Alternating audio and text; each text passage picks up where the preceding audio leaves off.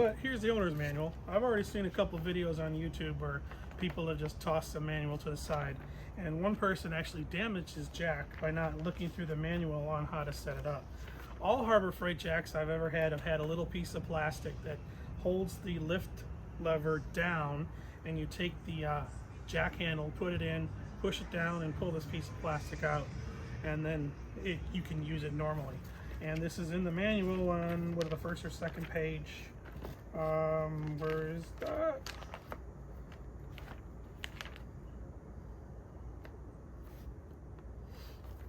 Okay, first or second page right here.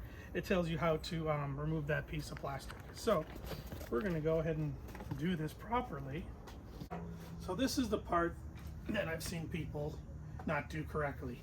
They either A, don't remove this, or B, they think it's too tight to pull this down, to pull this out, so they jam a screwdriver in there and try prying it out. You just need to put it up against something, like I have my trailer right here. So I'm just going to lift up on the jack, and it comes right out, real easy. And you also want to make sure your lock is in the up position, and not in the lock position. So now the jack is ready to go. You tighten down your thing, and you can start using your jack to lift stuff. Real simple.